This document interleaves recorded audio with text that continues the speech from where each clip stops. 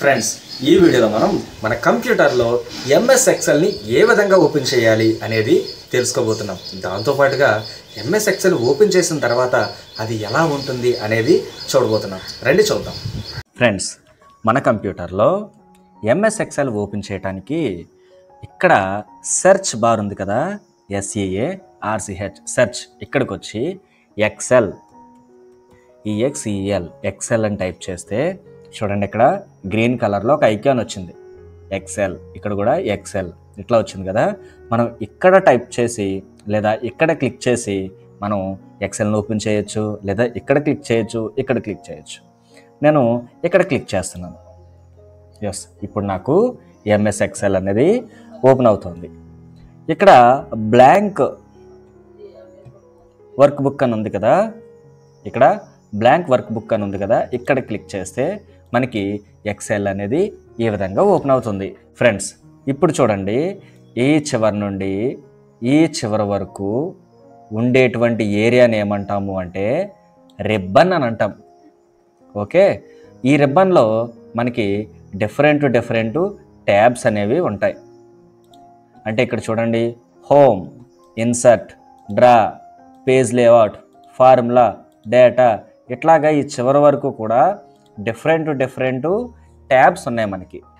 Okay, ఒక్కొక్క ట్యాబ్లోని మనకి ఇక్కడ చూడండి, click board, font, alignment, number, styles, cells, editing, ఇట్లాగా మనకి డిఫరెంట్ ఫంక్షన్స్ ఉన్నాయి కదా. వీటిని ఏమంటాము అంటే గ్రూప్స్ అని అంటారు. అంటే క్లిక్ బోర్డ్ అనేది ఒక గ్రూపు, ఫాంట్ అనేది ఒక గ్రూపు, అలైన్మెంట్ అనేది కూడా ఒక గ్రూప్. అట్లాగే వీటన్నింటినీ కూడా గ్రూప్స్ అని అంటారు. ఇలా ప్రతి ట్యాబ్లోని కూడా మనకి ఈ గ్రూప్స్ అనేవి ఉంటాయి. అయితే ఒక్కొక్కటిగా మనం తర్వాత సెషన్స్లో మన అవసరాన్ని బట్టి మన ప్రాజెక్ట్స్ నిమిత్తం మనం నేర్చుకుంటూ ఉంటాం. ఇక్కడ ఈ కింద చూడండి, మీకు నేను చూపిస్తాను. ఈ కింద ఇక్కడ మైనస్, ఇక్కడ ప్లస్ ఉన్నాయి కదా కింద. ఇది మైనస్, ఇది ప్లస్. మీకు కనిపిస్తుందా? చాలా చిన్నగా కనిపిస్తుంది, జాగ్రత్తగా గమనించండి. అయితే ఇక్కడ ప్లస్ మీద మనం క్లిక్ చేసామనుకోండి, ఇది జూమ్ అవుతుంది, ఈ ఏరియా జూమ్ అవుతుంది. మైనస్ మీద క్లిక్ చేస్తే జూమ్ అవుట్ అవుతుంది. మీకు చూపిస్తాను చూడండి. ప్లస్ మీద క్లిక్ చేశాను, ఏరియా అనేది జూమ్ అవుతుంది. మైనస్ మీద క్లిక్ చేశాను, ఏరియా అనేది చిన్నగా అయ్యింది.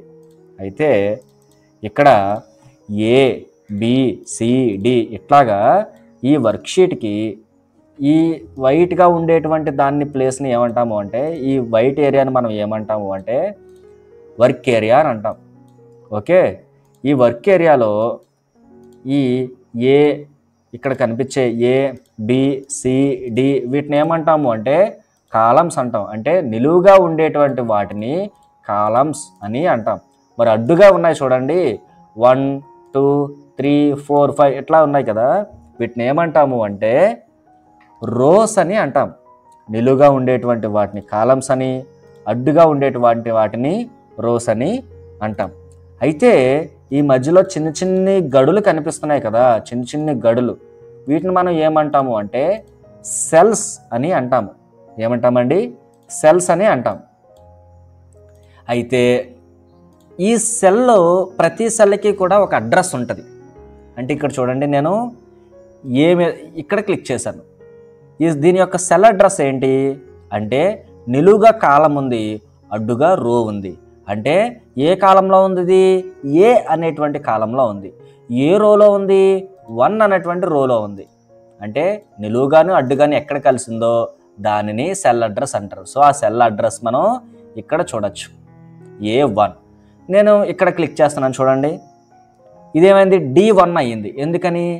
ఇది నిలువుగా ఉండేటువంటి D అనేటువంటి కాలంలో ఉంది, అడ్డుగా ఉండేటువంటి 1 అనేటువంటి రోలో ఉంది, అందుకని ఇది D1 అయింది. మరి ఇక్కడ క్లిక్ చేద్దాం, ఇది E అనేటువంటి నిలువు కాలంలో ఉంది, 5 అనేటువంటి అడ్డు రోలో ఉంది, అందుకని ఇది E5 అయ్యింది. సో వీటిని ఏమంటాము అంటే ఈ గడులని సెల్స్ అని అంటాము. అది మనం గుర్తుపెట్టుకుందాం.